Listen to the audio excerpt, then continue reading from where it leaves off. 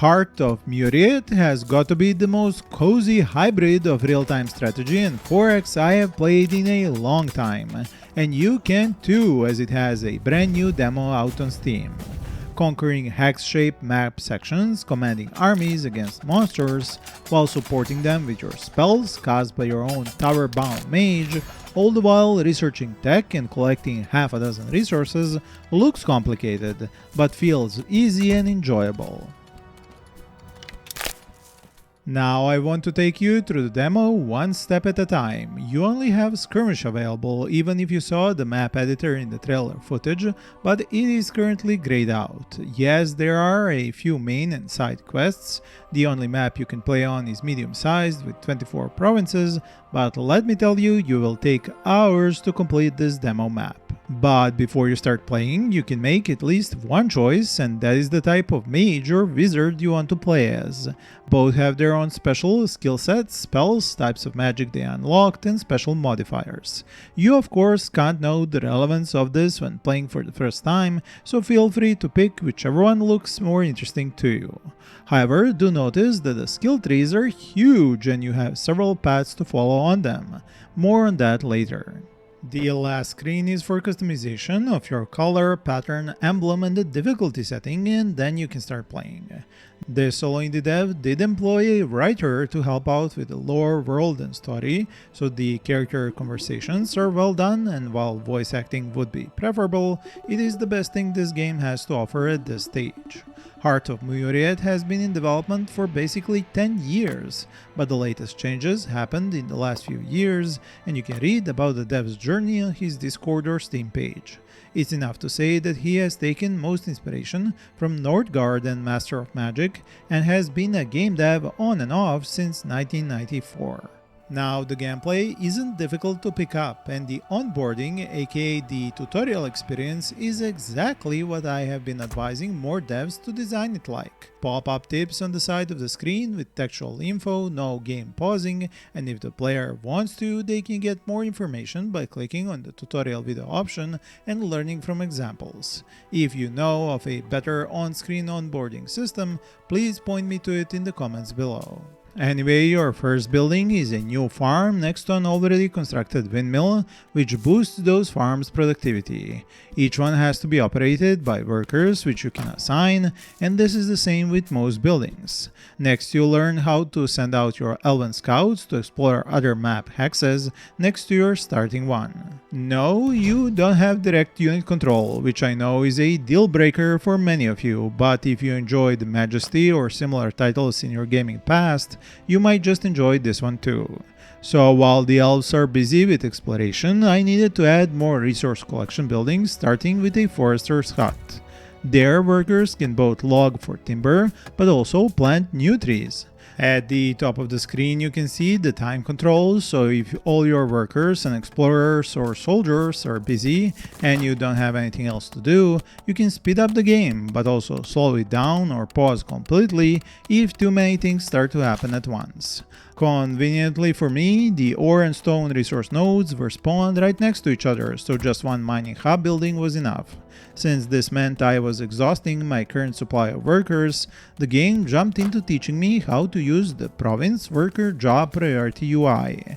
The idea of it is that you move around the icons of resources inside this box, and it then directs workers to resources which are higher up on the list. Personally, I'm used to lists being in one row or column, so this one was somewhat confusing to me. I also didn't exactly see my changes go into effect, so I made sure to give this feedback to the developer. I have known them for years now, and they are accepting feedback on Steam and their Discord. So if you play the game for yourselves, make sure to share your impressions and give feedback as well. It will be very useful to the dev and ultimately make the game better for it. And on that topic, now I will do a shameless plug of a service for developers I have started. In the description of this video, you can find a link to a Google form where you can learn what experience I have giving feedback and suggestions to game developers, and apply for an hour or two with me on voice chat where I can look over your project, test it out and offer help in real time. This is a paid service, but with a token charge just high enough to prevent people from taking up my my time with projects which are not actually serious. So if you're interested, check that out. I hope you will tell me in the comments what you think of this game's art and graphic design, but as someone who usually does not like this particular style, I found myself unexpectedly at awe of how cute everything was. I'm not sure if it was the colors or just how everything was bunched up together with little empty room, but the more I played, the more I was appreciating the choice of almost Minecraft style looks. The remaining starting workers could be employed to search the ruins dotting my little starting hacks. These take a while to break down but yield a stack of one resource type with low risk to your home region. But you can uncover some bad things too. Eventually, the game itself was telling me to explore more ruins in my hacks and also to construct a granary to be able to stockpile food, which I wasn't really spending on anything. This was one of the strangest parts of the demo, as players are used to having an HQ building from which to recruit new workers when they're starting a new match. But here in Heart of Muriet, you get no HQ at the start, you construct it later on. What the game did direct me to construct next was a barracks, so I was smelling army combat in my future. With that constructed, I was finally able to start spending my food on recruiting some swordsman squads, which are named Human Knights. I was surprised just how many stats these units have in their description, and even more surprised by the double upkeep mechanic of both food and gold. Even the barracks building itself was incurring gold upkeep, which is totally unheard of in RTS games. On the other hand, this happens in many 4X games, so that is where the hybrid thing kicks in. With 2 fresh Human Knight squads, I was ready to now conquer the Hex region next door, which the elves finished exploring. The UI used to send out your military is actually the same one used to send out scouts and later to move workers between regions. They move out of their army tent, and once they find enemies, the combat starts. You not only get a handy UI to track the conquest progress, but also a live battle report and a few options like running away if you bit off more than your army could chew through.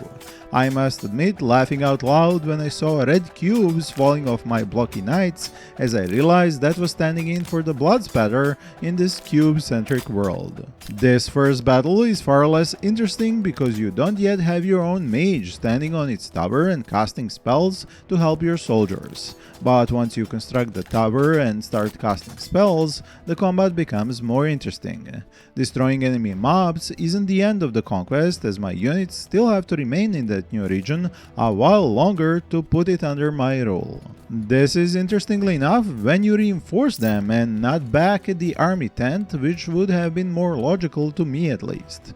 You pay up some food and ore and they're back to a full squad.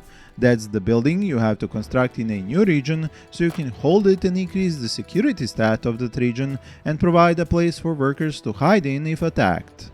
There is also the beauty stat of a region, which is reduced by resource collection buildings and improved with wells, for example.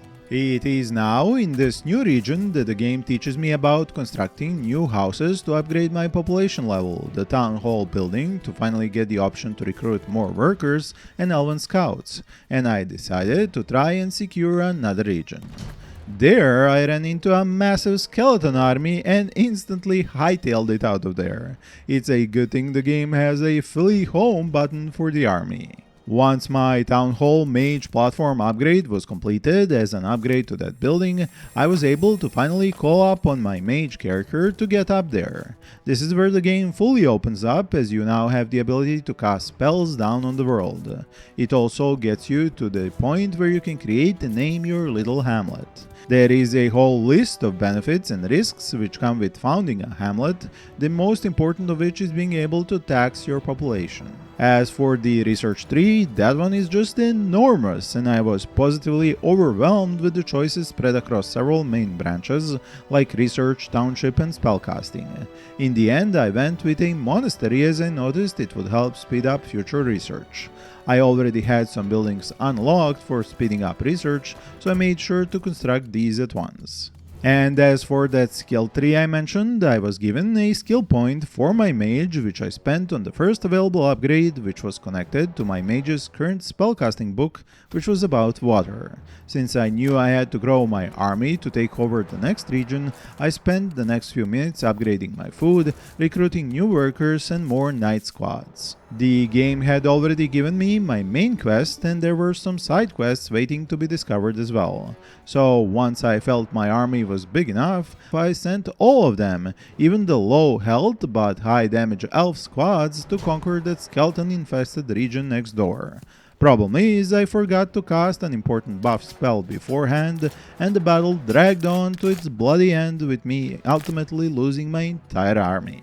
Luckily, I saved for this particular reason, and once I loaded up the game, I sent only my night squads this time. I made sure to put the buff spell on them, which increased their movement and attack speed. I also waited for them to engage the enemy army and put down a debuff spell on them, reducing their melee and range attack speed.